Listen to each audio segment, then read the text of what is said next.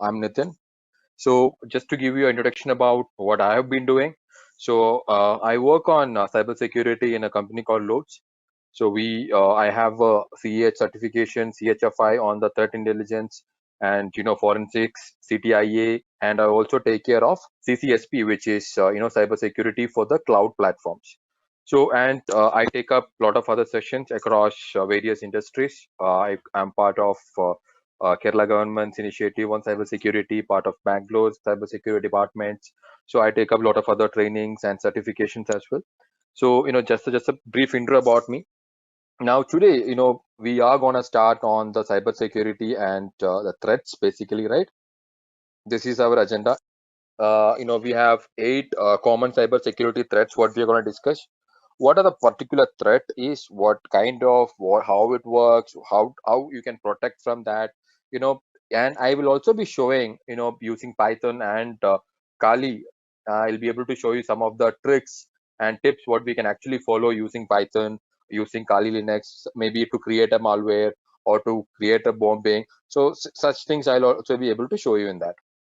So let's go with cybersecurity threats everywhere. This is if you actually go to Google and if you search for threat maps, cybersecurity threat maps, right? You get a lot and lots of threats. You can actually see in a second, if you see, right, you can actually see hundreds of threats coming from different regions of this world, and it is hitting some other machine, some systems, some servers, maybe a banking application. You can actually understand what kind of threat it is. So if you see here, this is actually from a small screenshot taken from a checkpoint software technology. Similar to this, we have lot of other applications like FireEye, Fortinet threat map. There is a one from Kaspersky, and there is Arbor Network DDoS attack map. So lot of places you can actually see what kind of threats are happening across the globe. And we are going to talk through around 8 of those threats today. But to be very honest with you guys, every day there is a new threat. People are working on it. People will come up with new threats every day. So that is where the Python language evolving a lot. That is where the Python is coming up a lot in the market, because a lot of people are using either Python or Ruby to develop such kind of threats and making your systems so vulnerable every time. And hacking is an art. We normally call it as a art. It is not that okay, you go to the mission, or if you have a Kali mission, you can directly go and you can just go and compromise a mission. No, it actually takes time. Some of this, if you want to compromise a high security missions, it will take some time. It may take ages, maybe a year or a 2 year, 3 year time to actually compromise a mission. Any missions, it is not that virtual missions cannot be hacked. Antivirus is not enough to prevent hacking, not at all. Antivirus itself will not have that vulnerability, right? So imagine you are finding a new vulnerability in the mission. That patch will not be there in antivirus. So how will antivirus know there is a vulnerability in the mission? So these are the types of threat attacks what we are going to talk today.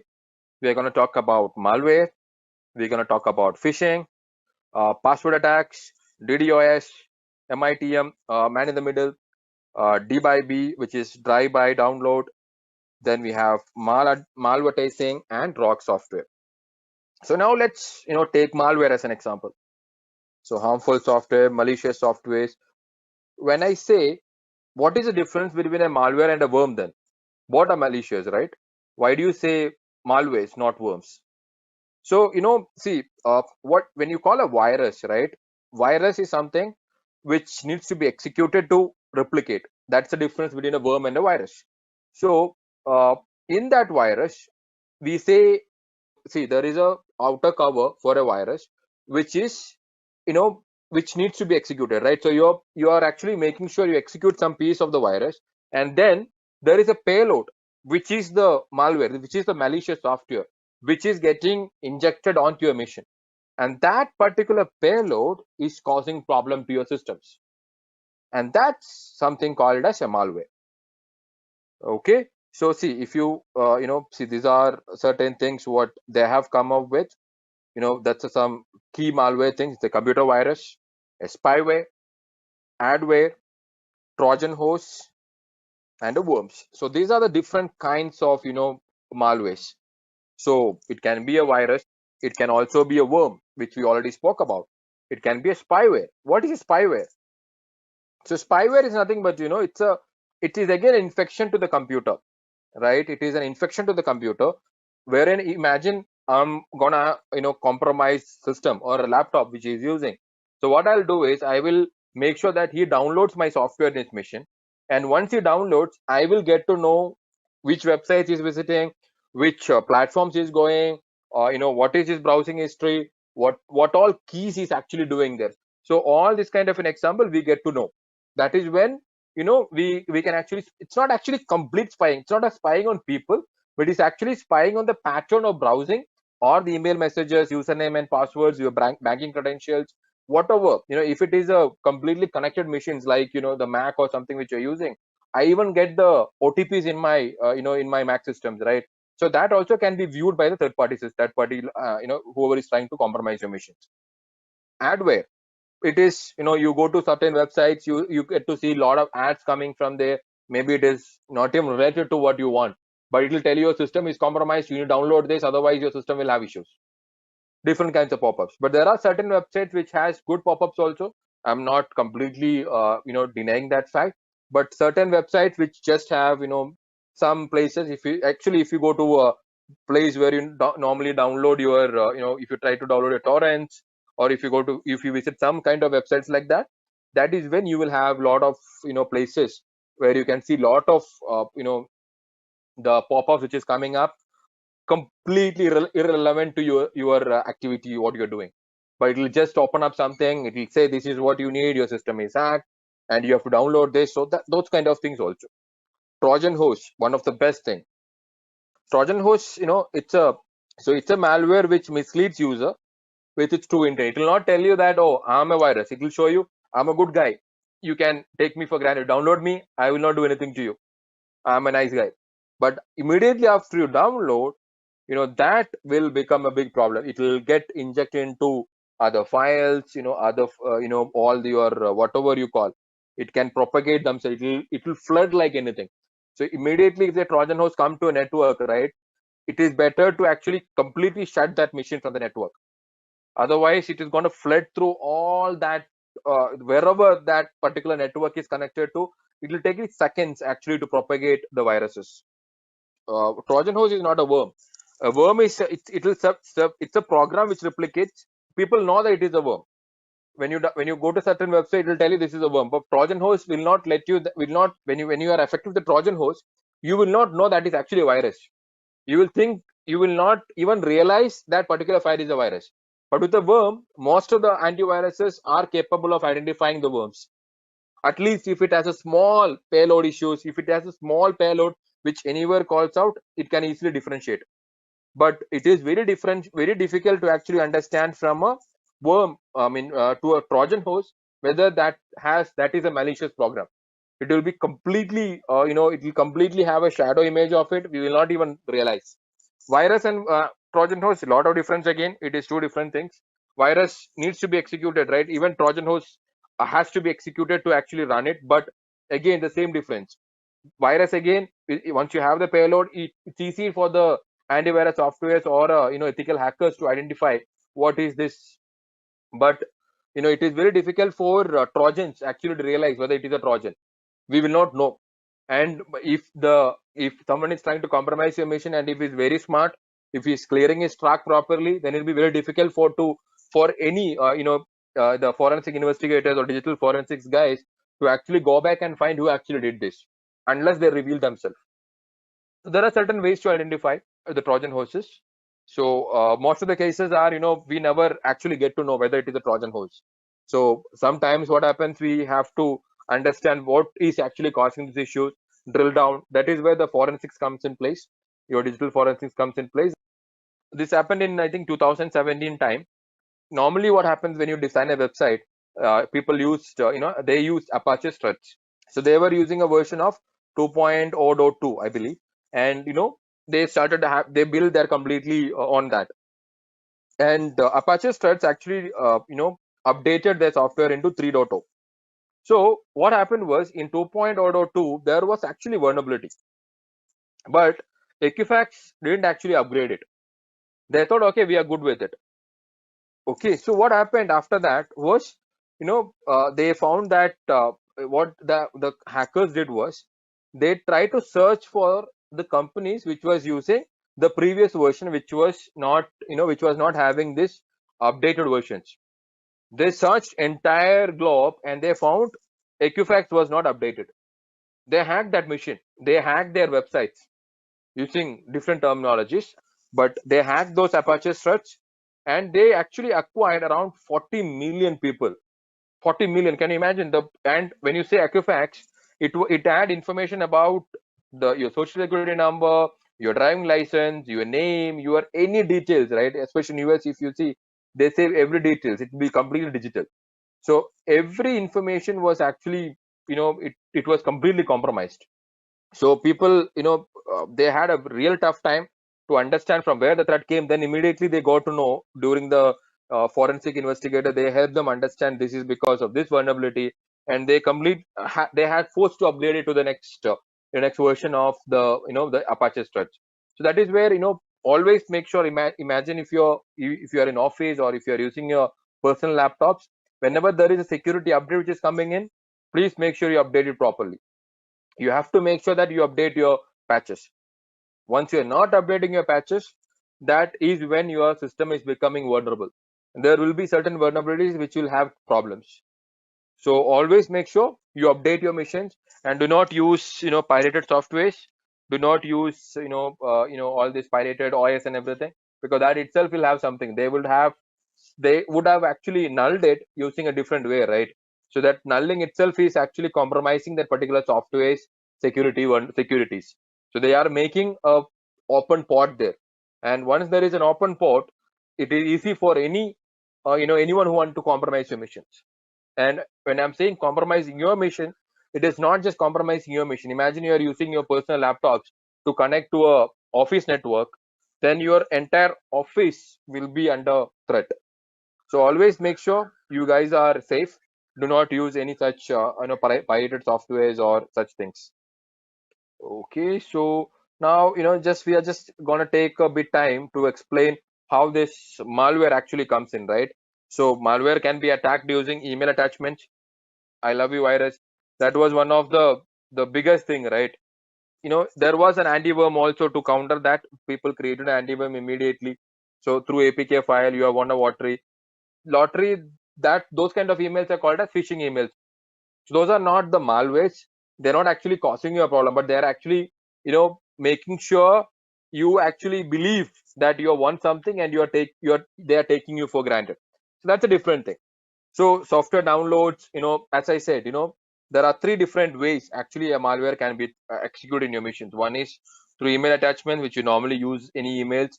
Software downloads, mainly because when you take some softwares, null softwares or anything from a torrent or something, which will have some kind of a threat. Then OS vulnerabilities. OS vulnerabilities are nothing but you get actually you know any software, any OS if you have, there will be certain vulnerabilities in that. So you have to make sure that you properly, and your antivirus should be in such a way that, imagine if you are using Windows 10, your antivirus should be actually designed for that, so that some of the vulnerabilities what antivirus that particular Windows 10 particular version will have, antivirus will automatically adjust to that and it will try to fix it. These are the ones which normally we have. How to stop a malware, right? So this is what I said. Do not click on suspicious links. Always make sure that you study the URL. Whenever you see a URL, you make sure that, because I have seen many places where and if you are aware of Kali, there is a tool which in Kali has, it's called as social engineering toolkit, and in that you can actually create a mirror image of any website, and whatever you're typing there on that particular website, I can actually see sitting here. So such things are there actually. So you have to be very careful.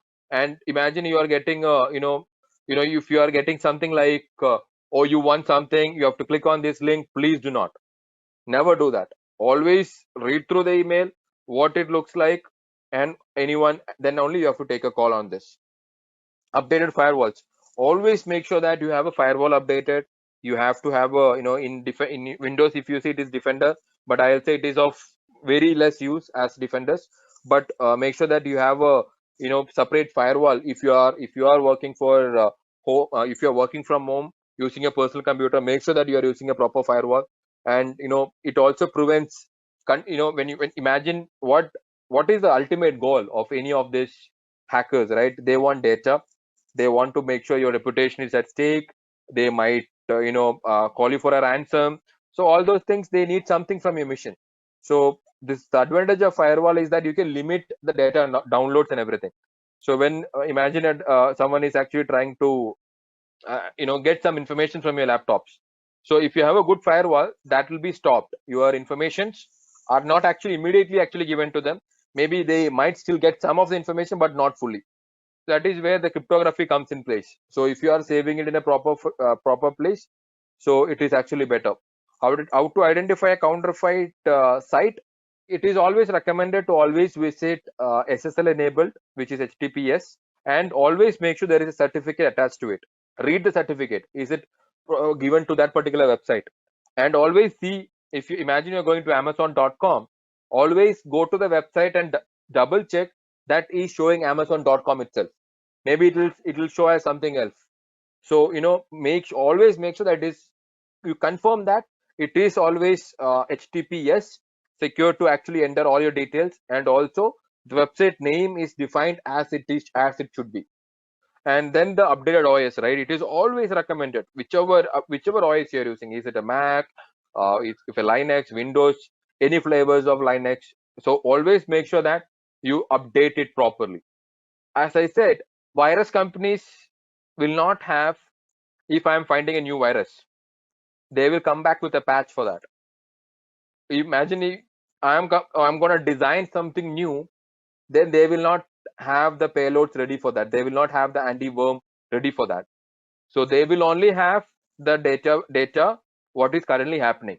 So they get the data from where? So all these maps, all this hacking happening. So they get the data from there. What do you mean by cracking? So you are creating a vulnerability and you are removing some of the patches from that particular software to make sure you are able to enter to the software without entering your the registration code or something, right? So that way, if you think it is completely vulnerable, there will be some places they might have completely changed the code also using that keyloggers or the keygens, what you call the key generators, right? So it is always recommended, do not use that. I can keep virus inside a zip folder also. As I said, hacking is an art. So I don't know. That's a lot of process for somebody to hack, isn't it? It depends on the vulnerability what I'm trying to hack. So if I know a website which is having an SQL injection vulnerability, it will hardly take me minutes to actually hack that. But imagine I'm going to hack a banking website which is highly secured, so that will actually take time, right? So it requires a lot of patience. So anyone who actually want to become an ethical hacker, I always recommend them to have a lot of patience, because it is not that easy. Okay, come and start doing the hacking. No, it is a lot of process. And now comes the phishing. So what is the phishing? It is one of the social engineering thing. So it is luring, right? I can say I'm targeting a person and I'm saying, oh, you want a holiday to to Paris, and you have to click on this link to avail that. So, and based on the tracking, right, your track and everything, I might have found that you are looking for a holiday package, and I will say market price is 1 lakh, but I'm giving it, this is an offer going on, and you are going to get it for 10,000 rupees. And as a normal human tendency, what we will do, oh man, this is actually a good offer. We click on that, and it'll ask you for information. It'll ask you to fill your name. It'll ask you to fill your details. You fill it, and some of them will even ask you to enter your card details. And once you enter it, you're done. You will not have the the holiday, but your entire credit limit will be actually taken care by the hackers. So do not ever give your card details to anyone. Nobody's gonna ask for that. And especially you might get some request notice, and the recent what I have seen is that even I got one today. You won't believe that.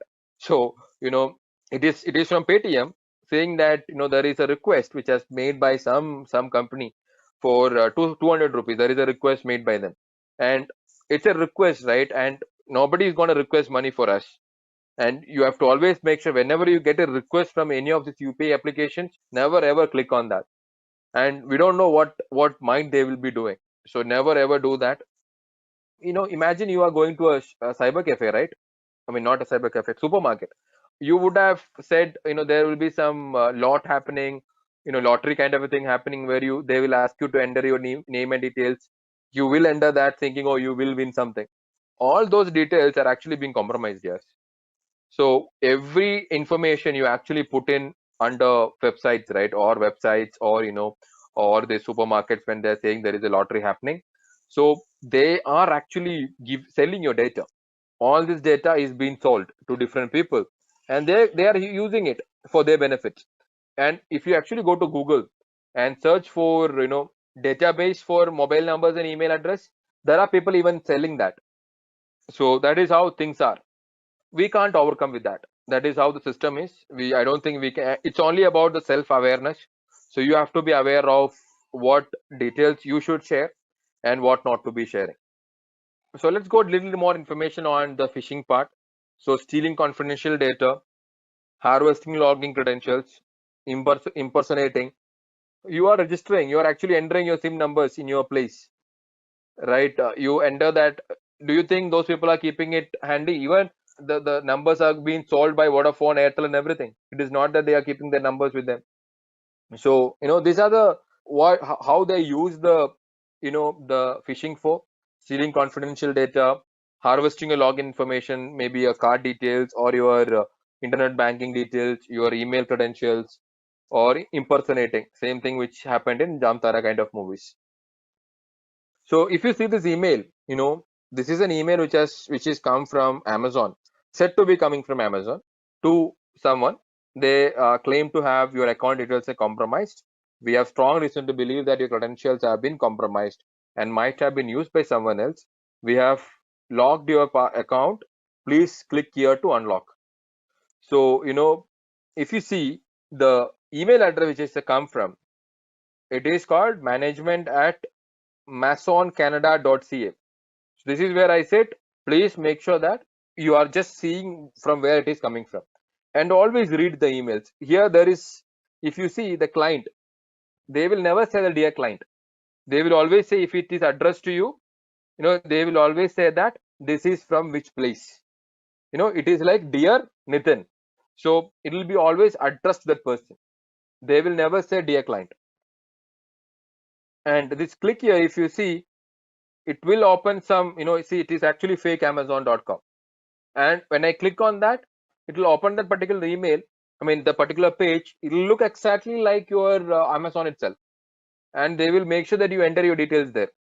And as a practice, we would have saved our, card details and everything in Amazon. And it becomes easy for them to actually, compromise your bank details. So, please always read. And this is just an Amazon example. But imagine if it is coming from a bank. You will always click that, and your whatever savings you have made, it is gonna be of heavy situation for you. So this is the phishing awareness. So always make sure that you make sure your all the spellings in the email is prompt, it is correct. Always make sure the emails which is coming from that particular place itself, say for example it is amazon.com, it should be at amazon.com. They will never send it from any of the other places. And the link what they are asking for, just see if it is HTTP. No companies will have that in HTTP will have it, because it is not secured enough to have that and have safe secure information. Most of the mobile application has permission to storage, camera, etc. From security point, what measure we should take? See, imagine if Gmail is asking for that information, you can still give that, because Gmail is from from a provider of Google and will have some security measures. But imagine you're downloading an application just like it just came in yesterday in Play Store or in App Store, and you downloaded it, and it is asking for some information like your you know camera or your files, your microphone. So never give that. Just see the reviews, make sure that application is genuine, download it, have a neat scan of the application, then only use it. So the next one is actually on the password attacks.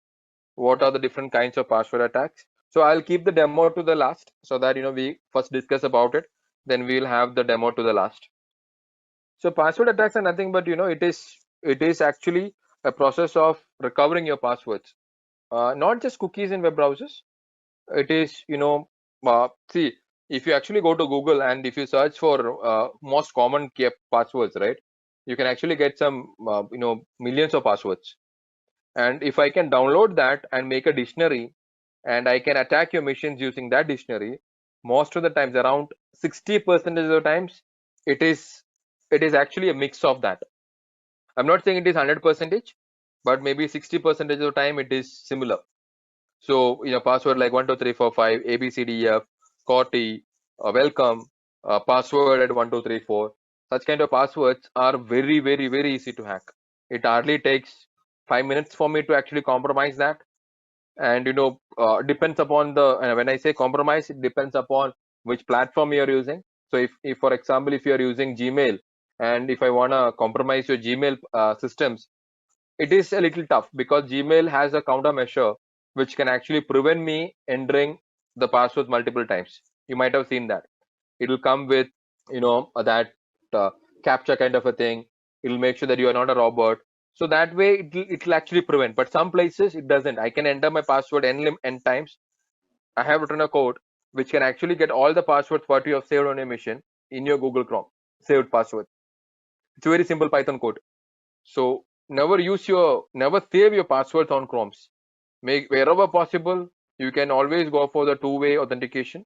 One is a OTP which is come to your email or to your mobile numbers, and one is your regular password. These are the kind of password attacks what you normally see: a brute force attack, dictionary attacks, and keyloggers. Brute force attack is that everyone knows we are gonna try combinations of passwords n times until we find the password. What can someone do if they have already clicked on the link and the machine is compromised? How safe is to use app like Zoom? Zoom had a lot of vulnerabilities when they actually hit the market, and they didn't fix it because there was not much of a users for Zoom in the beginning. Zoom really became hit during this pandemic situation, and they didn't fix that vulnerability. They actually kept it like light. So that is where the hackers started using those vulnerabilities, and they started getting into the certificate level of information on your laptops and your mobile applications, and they got all the details. If you have used the social login to your other applications, right, that way it is actually creating a token. It actually creates security token, and the security token will be actually given to the third party application also, and that is how they communicate.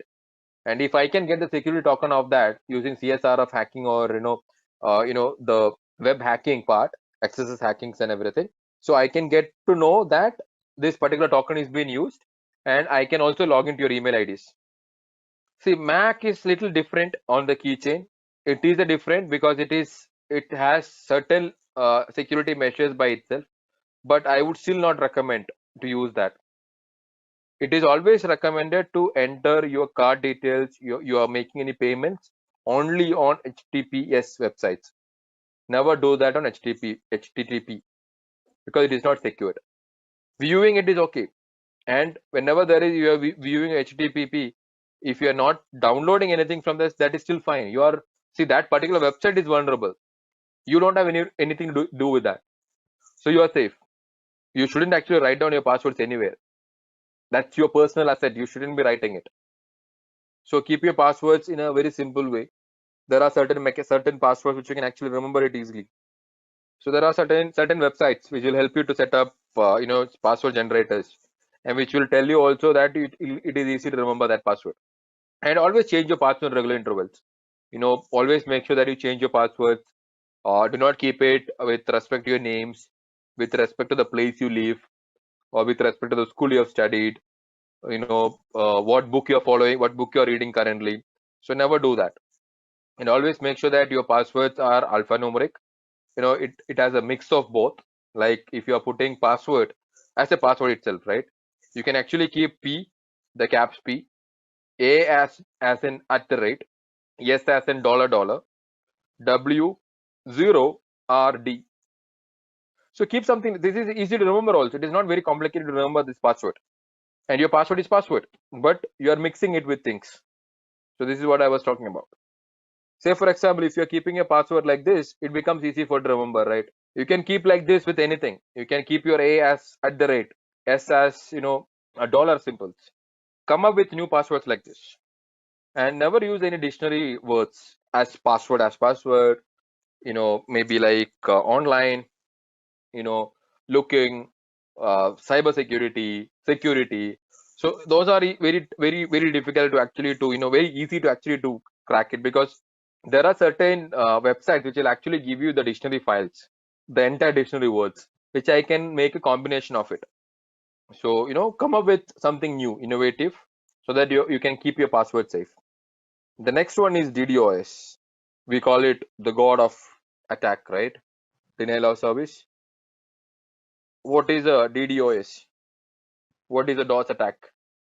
With the name itself, it says it is making sure a particular mission or a network is making unavailable temporary or permanently, right?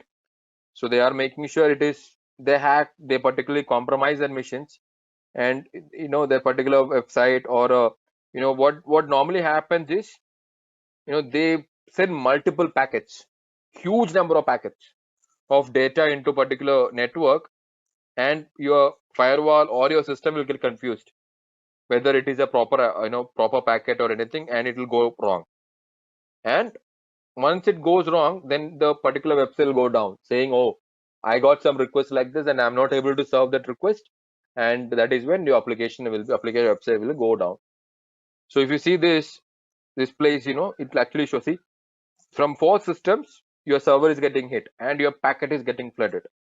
Once that happens, it is very difficult for the particular system to identify how or from where these packets are coming, what should I respond. When there is a confusion happening the server side, then your server will not respond and your service will be unavailable. It can be either a website or it can be a server. So the preventions are traffic analysis, traffic control, recovery management. And when I say traffic analysis and traffic control, IPS and IDS, those are the biggest things in this space. IDS again, not that effective because it is just a defensive system, but IPS, it's a prevention, right? So always go for IPS. If you are working for an organization, if you don't see an IPS in place and there is a lot of people connected to the network, always recommend them to go for IPS. It is always better to have an IPS system in place rather than going for a IDS. And make sure that you have a recovery plan. Imagine your server is going wrong and you have to make sure there is a recovery plan in place. Otherwise, things will go again weird and your entire system will be compromised. Man in the middle, it's one of the best attack. It's always called as, it is also called as MITM, man in the middle attacks, MITM. And you won't believe it is very critical. It is also called as hijack attack. IPS and IDS are two different, either a hardware or a software systems, which is to prevent. I mean, IDS is used for detection of any kind of traffic which is coming into it, but IPS is something which is used for prevention. IPS will stop an attack, but IDS will only monitor an attack. That is the difference between IDS and IPS. So it is intrusion prevention system is IPS.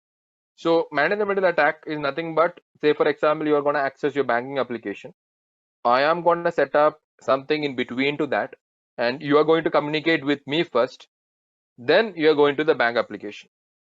Yeah, if you see here, I'm requesting something. It is actually going to the man in the middle first. Then that information is sent to the bank, and whatever information is bank is sending, it is actually coming through that person. So if I'm entering my username and password, he is the first person to see that, and after that it goes to the bank. So here also again, always use HTTPS so that you are not using certain website which is not which is vulnerable. Invest in a VPN. If you can invest on a VPN, go for that. Otherwise, I will say you go for Tor browser, and I will recommend using Tor browser instead of using your Google Chrome or anything. Not just Tor browsers, but other websites like Tor browsers. So what is a drive-by download? It's actually an attack. So imagine you are going to a website, a very good website, and they are saying you to download something, and you are you are authorizing the download, but you don't know what is the consequence of it. Imagine you're going to Amazon website, and that website is asking you to download something. Say for example, imagine certain websites ask you to download that extensions, right? The Chrome extensions. But do you really know what does that do when you download the extensions? Most of us never do. Some of us may know about it, but most of us will never understand why we are downloading this extension.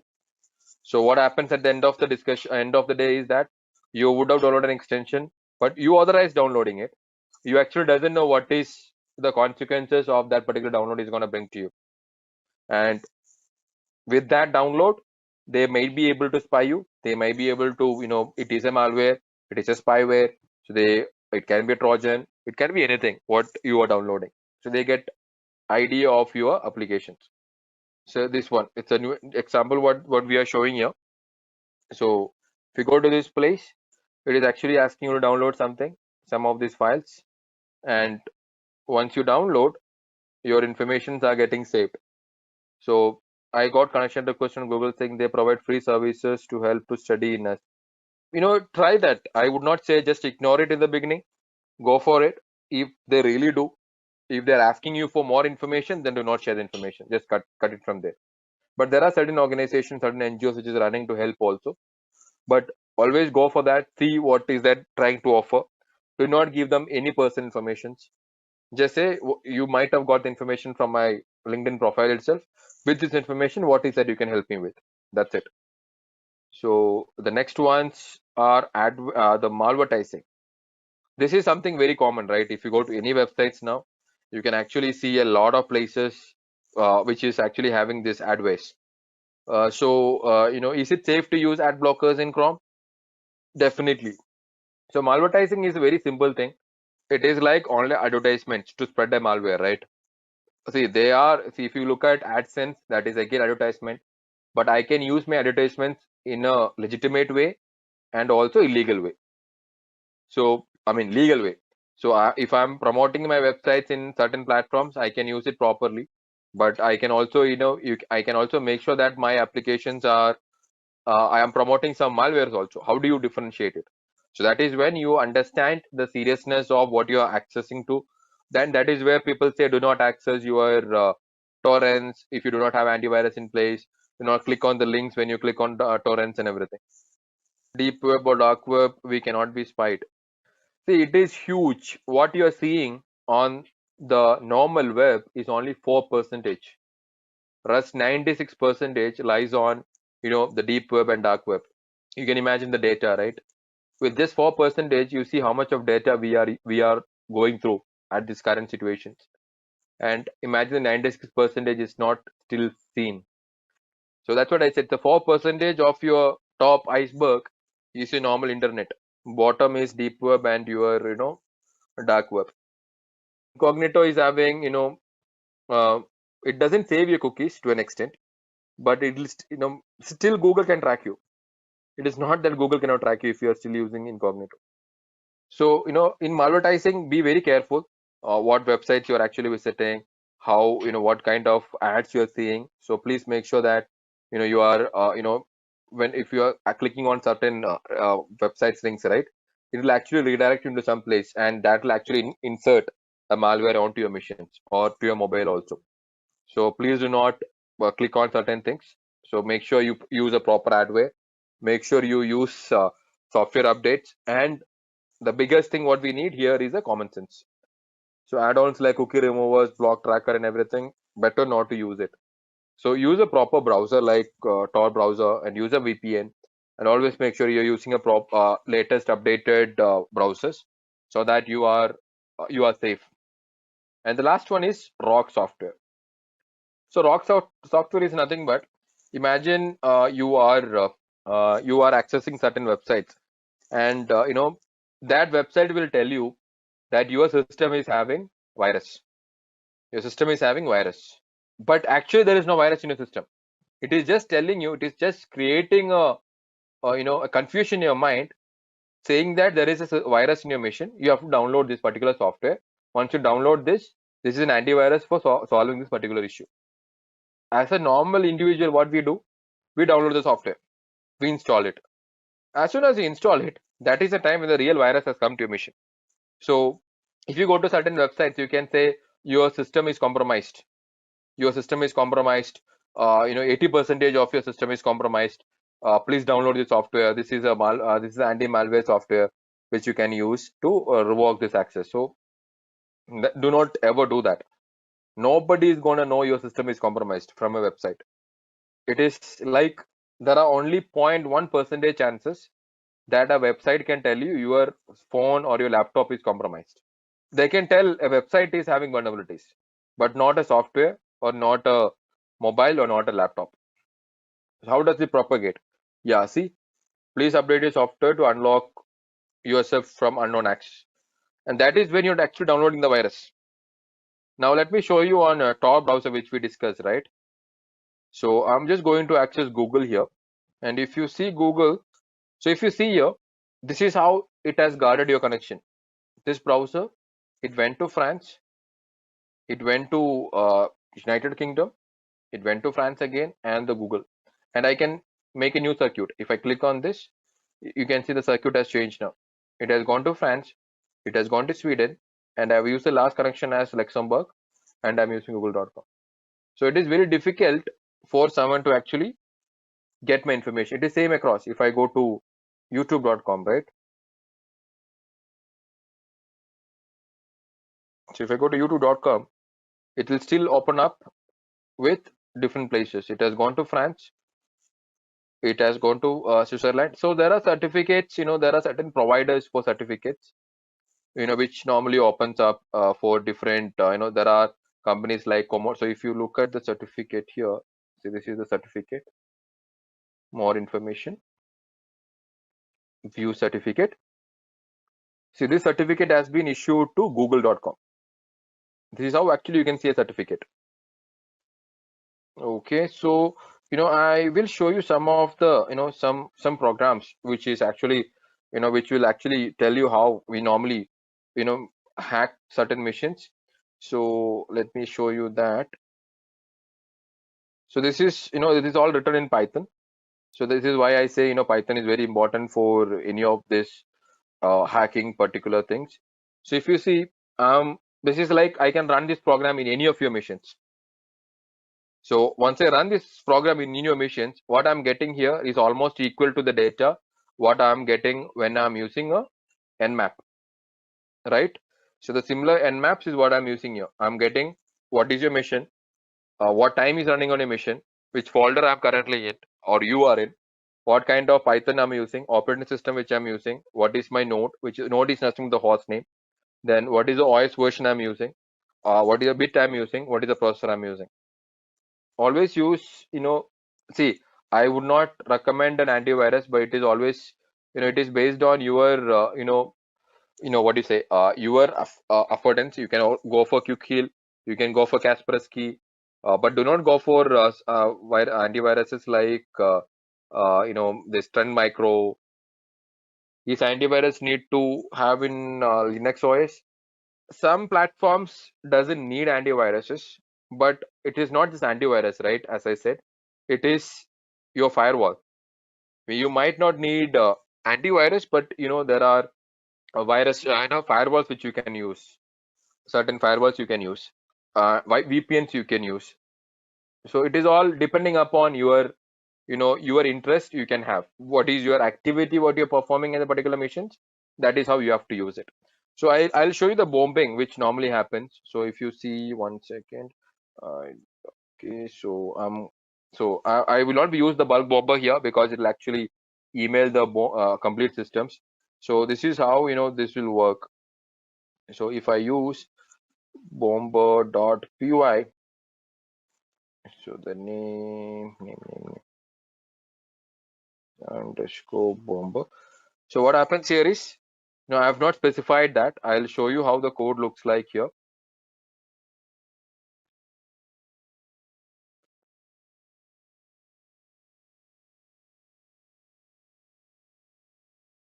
So if you see here, right, this is gonna actually create an application which can bomb emails, and this is written on Python using simple commands like this. So we are going to bomb emails onto your servers. It can be any email servers which we can use.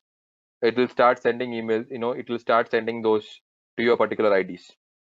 So it is like, you can actually mention, if you want to do like this, you can actually mention what is the, demo at demo.com, then your the password of it, this particular sender password, imagine it is password, then to whom you want to send this. Say for example, I want to send it to Alok at alok.com, subject hello, then how subject hello, how message is hi, and how many times. If I just do like this, this is actually going to send thousands of messages to Alok. So I have to actually mention that -h, -f, -p, -t, -s, that's the argument conditions what I've given. So I send like this, it is actually going to send 1,000 messages to Alok system. Any emails, right? I can just send different people like this. I can use SMS. SMS bombers are very easy, and there are other mechanisms also. So this is one. This is one of the program. Then get email addresses. It is a simple program. Text to hash.py. Yes. So here, so what we are going to do here is, we are going to hash, we are going to encrypt, we are going to use a cryptography here. So here it looks like, this is the code. This is like, we have MD5, SHAL, SHA-224, 256, 384, 512. So, and like I say, I'm gonna use, let me put 1 minute, -t MD5. This is how Abhishek hashing look like in MD5. See, MD5 is a old one, I would say. So imagine if you want to use what else I have defined here, SHA-512, which is the most secured ones at this point. So if you see, this is how Abhishek will be written in SHA-512. SHA-1 nobody uses now. Very few people are using SHA-1. I don't think anyone is currently using SHA. So always go for SHA-256, 128, or 512. So this will have 256 is also there. This is how the 256 look like. The ciphers will be like this for that. This is how the 512 look like.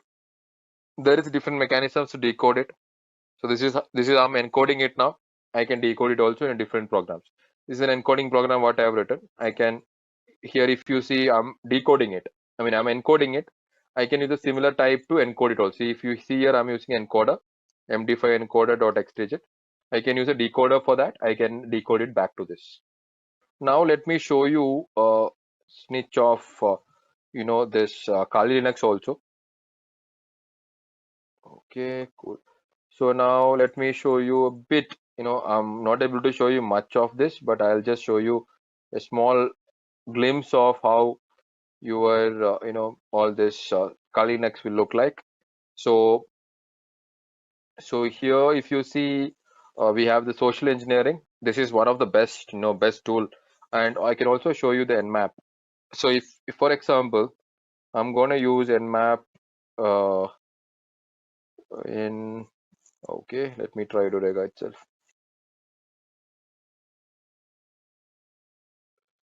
Okay, so it is going to start scanning Edureka now. So scanning Edureka.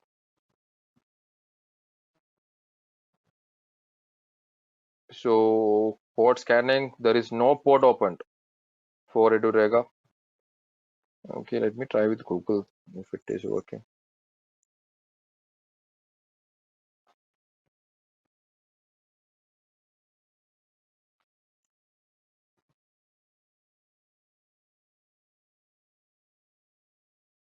Okay, let me run www.google.com.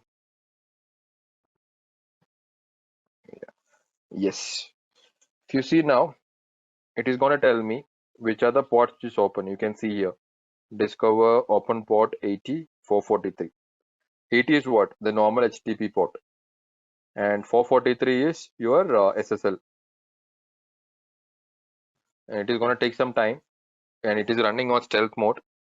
So this is a SIN stealth mode which I'm running now. I'm not having permission to run this now, right? I don't have. I can run it and I can see which are the ports which is open. I can use Nmap to actually know that which are the ports which is open in that particular systems, and I can get those information. So if you see here, these are the ports which is open, and it will tell me these are the ports which is open, which is using this service and using this service. Let me try YouTube. No, let me try Facebook. Right?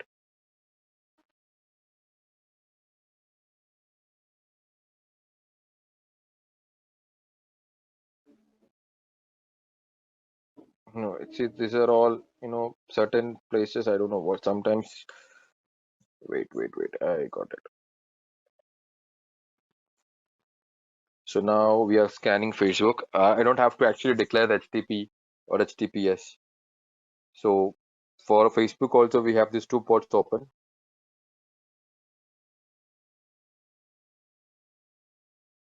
There are 4 ports which is open for Facebook, but these are two closed, but still it was sometime open.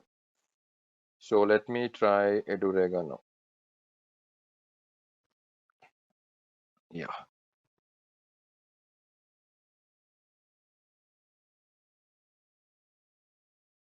It's just saying a host is down. I don't know, maybe some reasons. So, this is how the Nmap works. I just wanted to, give you a glimpse of Nmap. And this is how the Kali Linux will look like. You have all kinds of tools here.